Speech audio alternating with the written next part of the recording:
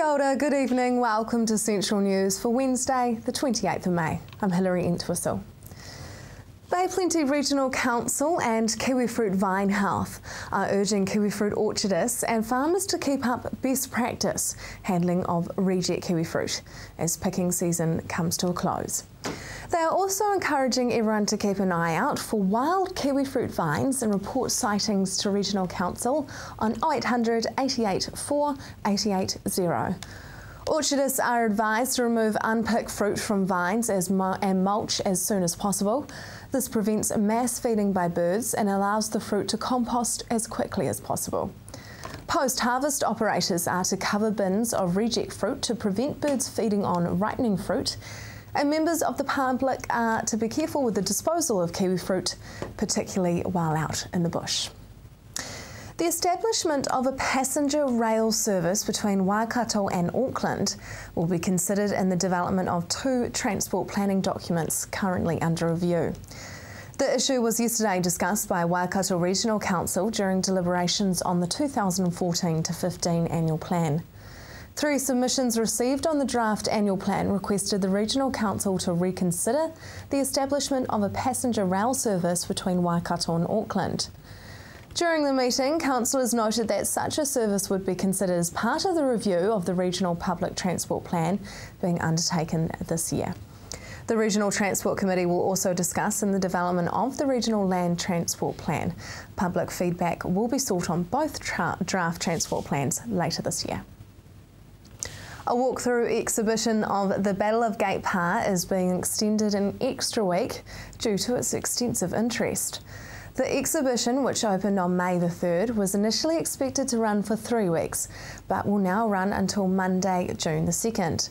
The exhibition showcases battle artefacts and allows people to walk through 2 alternate pathways, leading to a model of the field of battle, which had its 150-year commemoration on April the 26th. About 10,000 people have visited the exhibition, prompting Battle of Gate Pa Trust to prolong viewings for an extra week. Now for our region's marine forecast. Raglan on the west coast, northwest rising Thursday morning to 30 knots with rough sea and changing late Thursday evening to a southwest with 25 knots. Your high tide in Raglan is 10:19 a.m. Bay Plenty east coast becoming northwest 10 knots but 15 knots in the west in the morning, rising to 20 knots everywhere in the evening. Sea becoming moderate in the evening, cloudy, fair visibility and scattered rain developing in the evening. It's a mixed bag out there. High tide is at 7:21 a.m. Just ahead, the fight to keep the mobile library in Tauranga.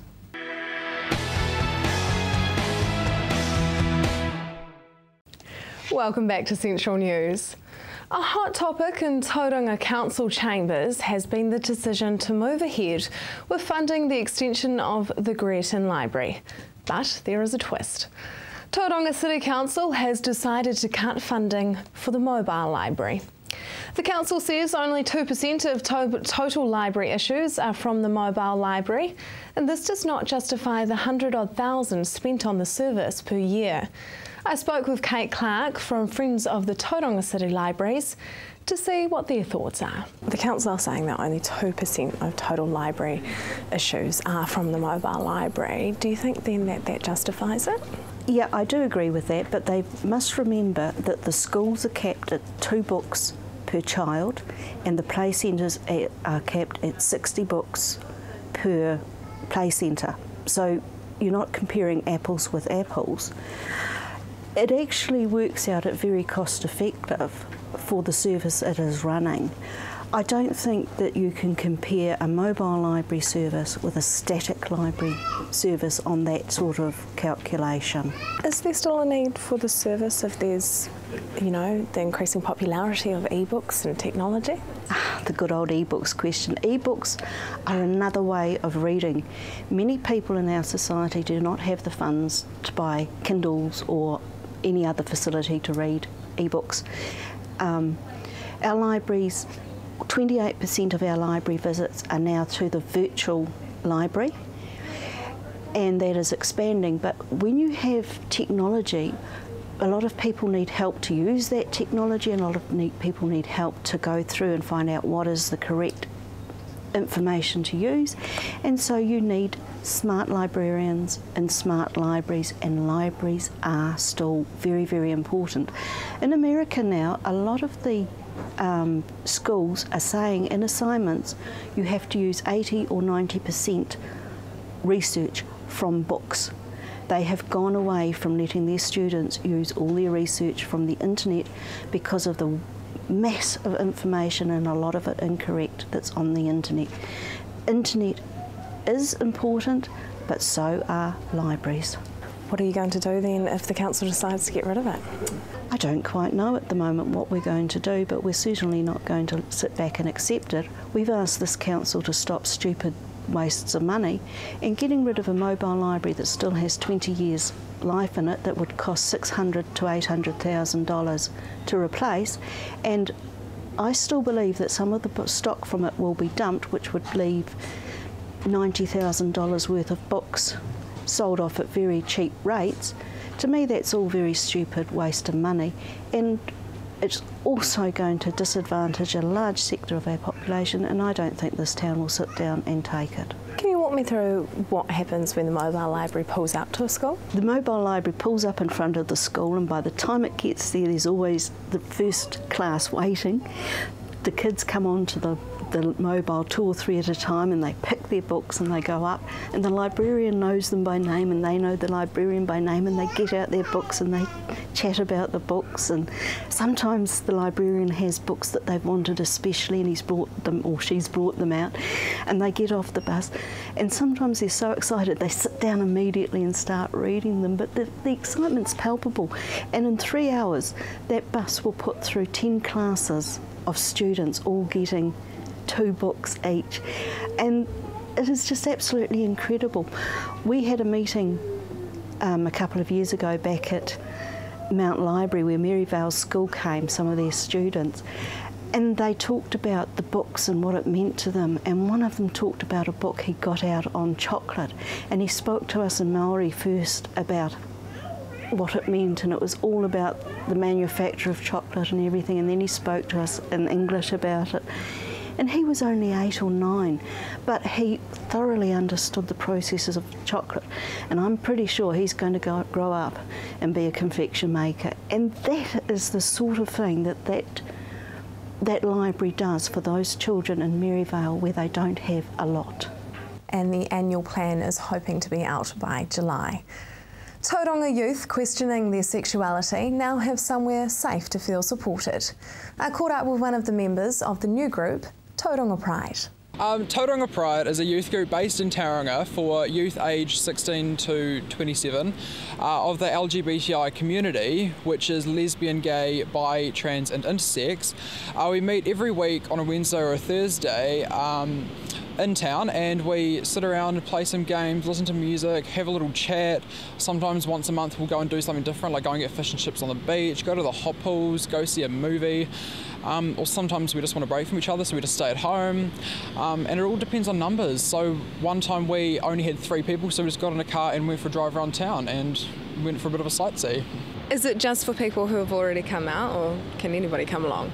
No, so the group is open to anybody in that 16 to 27 range.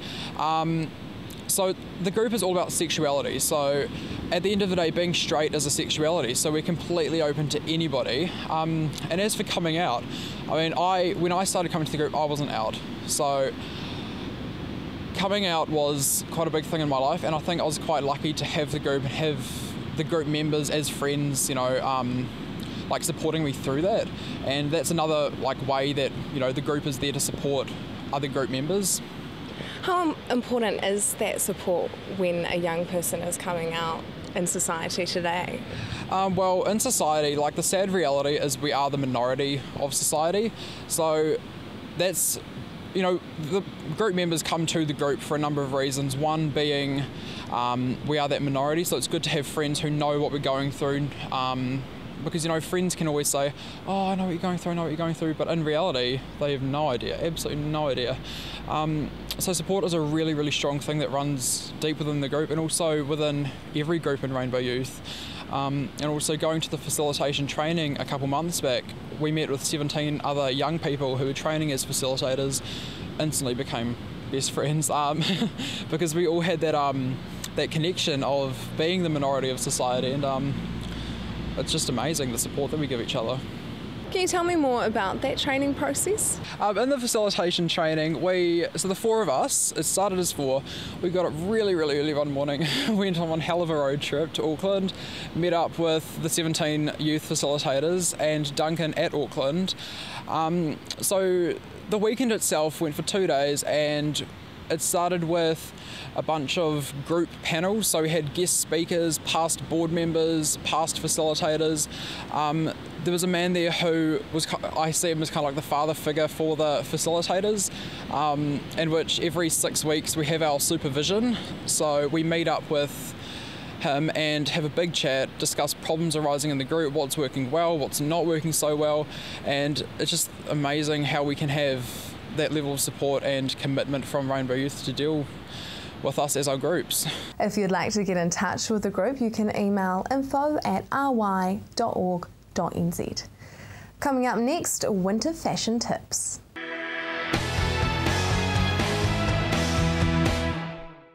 Welcome back. Winter is definitely here, and some of us may be asking ourselves, what is in fashion this season? Bayfair has launched styling sessions with stylist Angela Beatson. Welcome to the show, Angela. Hi. Now tell me about the recent styling sessions at Bayfair. So we've been doing fashion styling for Bay of Plenty Women at Bayfair, and I've been in the mall in the fashion zone from 11 till 2, Wednesday, Thursday, Friday. And look, it's been amazing. There's been queues. I get to spend about 10-15 minutes with women. I show them their colour style, like what colour they need to wear, which has been a lot of autumns this time round, which is great because that's featuring for winter this year, all the autumn colours. And then I look at their body shape.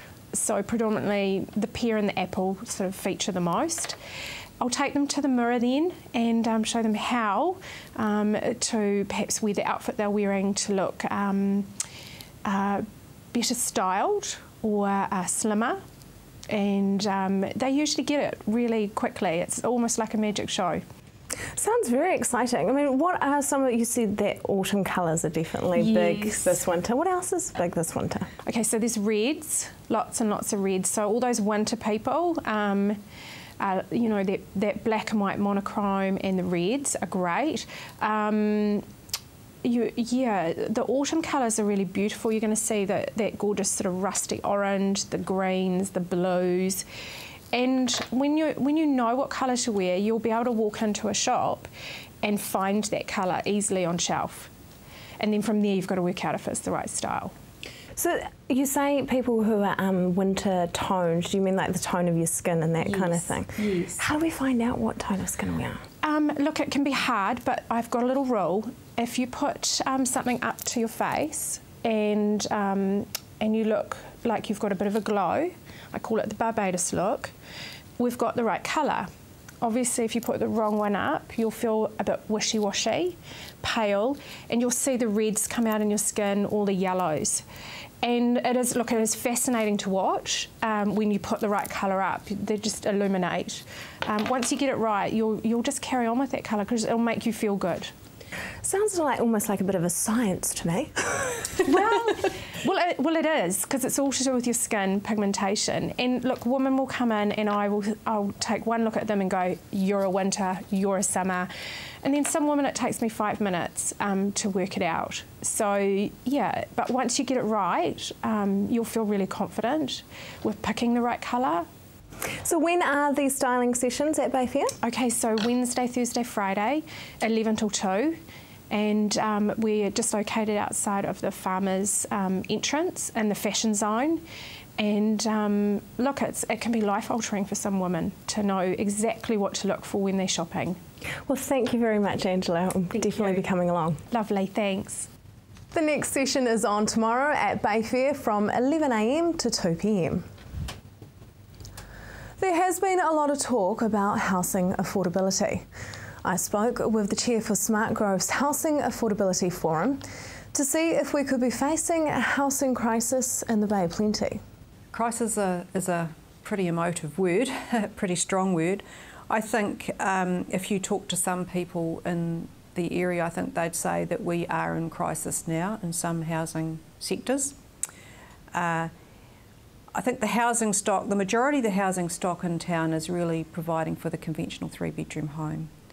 Affordability doesn't relate necessarily to 3-bedroom homes, so it's more about what we call the typology of the home, and that we don't have a good mix. What we need is a variety of homes for a variety of lifestyles and people, and that's where the issue really lies. There's plenty of building permits going through for new homes, but the question is how many of them are really in that affordable category in terms of dollar terms, but also in terms of the type of home that it is. Does it fit?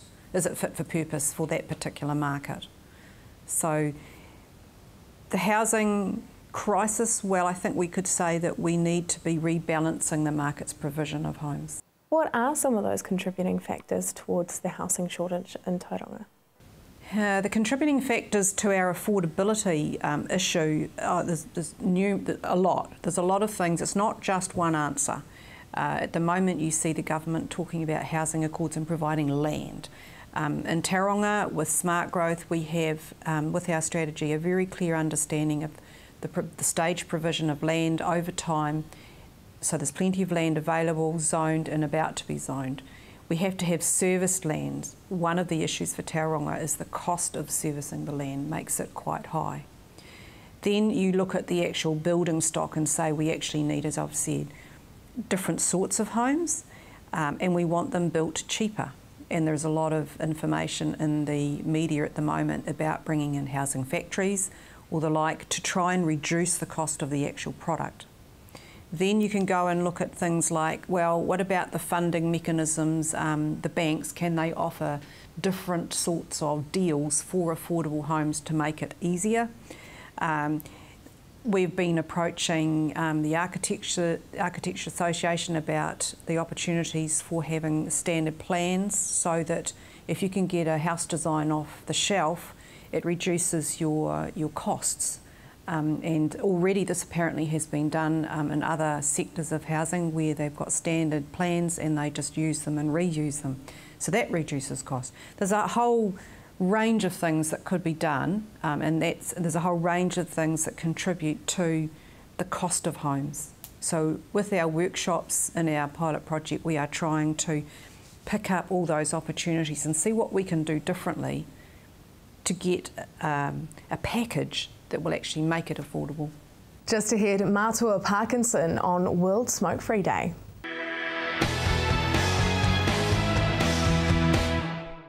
Welcome back to Central News. Māori All Black and television presenter Matua Parkinson, in the lead up to World Smoke Free Day 2014 on May the 31st, is sending a clear message to youth. If you want to be anything in life, don't smoke. It's as simple as that. I caught up with him to find out why he is backing World Smoke Free Day. Matua, do you think that parents have a big impact on their children when it comes to smoking? I definitely do, Hilary. I think, personally myself, my mum and dad never used to smoke. My mum and dad never used to drink, so it was pretty much ingrained in us as young boys, this is how you did things. Don't need to smoke, don't need to drink. You see nowadays, that's what kids grow up with, parents smoking, and that's their role modelling. So I guess, it's a huge impact on young kids. Do you think we need to be focusing then in the homes? Do we need to be making people give up so they're not role modelling to their children? Yeah, definitely. Oh, yeah, I've loved that. Put the challenge on the parents, Hey man, if you want your kids to be sick or have a terrible health like yourself, carry on what you're doing. If you don't, here's another option. Obviously you give those people support and help to break away from it because it's not easy. You know, we're not saying it is easy, but there are people out there willing to help. Do you think smoking's still fashionable? Yeah, well, I don't know. Well, I don't know. I personally myself, I don't think so. I think it's rubbish. You know, back when my parents were growing up, it was fashionable to smoke. Yeah, and the people did because in all the cowboy movies they all smoked and they had a dart after dinner and blah blah blah. But today, I think there's a whole resurgence of people that are looking for health, healthy lifestyles, healthy living, and smoking's not a part of it. So, why should it not be a part of it? Oh mate, look at it, you know, kills the insides. Yeah, you couldn't have pearly whites like those. Yeah, haven't you seen those photos on those packets, mate? Their eyeballs and their teeth, and terrible, Nick. Yeah, so it shouldn't be purely because of the health risks, you know. If you want to give yourselves or your kids or your mokos the best in life, which most people want to do, don't start smoking. Speaking of those health issues, what are you seeing you're on the District Health Board, so what are you seeing when you're looking at the statistics and that kind of thing? Yeah, it's really disheartening, eh? It's really disheartening because, you know, every month we have a meeting, every month we get these dashboard reports which collate all the information in the Bay Plenty District Health Board, and we see at the top of every list, just about every list, Māoris, heart disease, lung, diabetes, renal failure, the whole thing, you know, and I'm thinking, what's going on here? What's going on with Māori health? I thought we were pretty healthy people, you know, looking at myself, getting out there, being fit and active, but in actual fact, you know, a lot of it's stemming from smoking, you know, lack of motivation, sitting on the couch, smoking darts, drinking alcohol, that sort of thing. And it's, you know, it's really disappointing because there's only 2 of us on the District Health Board which are Māori. And we look and I look at ourselves and I look at her and I look at the rest of the board which are all Pākehā and they're nice, fit, healthy. I'm thinking to myself, what are these people actually really thinking? They are driving Māori health, you know, but I think this is up to Māori. Take that victim badge off. Get rid of that victim mentality to say, oh, poor me, and say, okay, man, let's put our best foot forward. Let's do something about it instead of saying, oh, you know, our lands got stolen years ago. You know, let's go forward, man, go forward, eh? Get rid of the darts. And so it all begins with stopping smoking? Correct. Thank you very much, Matua. And World Smoke Free Day is, of course, on Saturday, the 31st of May. Now for our region's weather, Hamilton, your Thursday, becoming cloudy, rain developing northwesterlies, and your expected temperature is 16 and 9. The rest of the Waikato, pretty similar. Cloudy, rain developing, northwesterlies freshening, turning to southwest in the evening, rain clearing at night. Paeroa 17 and 9, Matamata 15 and 9, Te Awamutu 16 and 9, Tokoroa 13 and 9. Those are some much nicer temperatures, aren't they? Tauranga, cloudy periods increasing with rain at night. Your expected high is 17 and 12. Te Puke, the same for you with a freshening northwesterly. Your expected high is 15 and an overnight low of 12. That is Central News for today. You can like us on Facebook or email us at news@tvcentral.co.nz if you'd like to contact us. Tune in tomorrow night as we hear about Te Aroha Arts Festival this weekend, and the best steak in the country is from Cambridge. I'm Hilary Entwistle. I hope you have a lovely evening.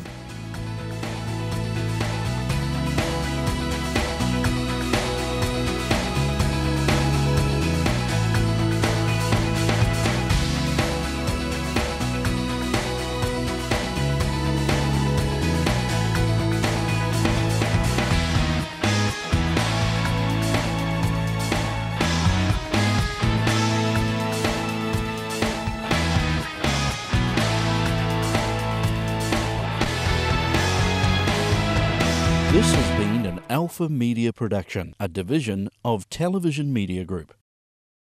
Supporting local content so you can see more of New Zealand on air.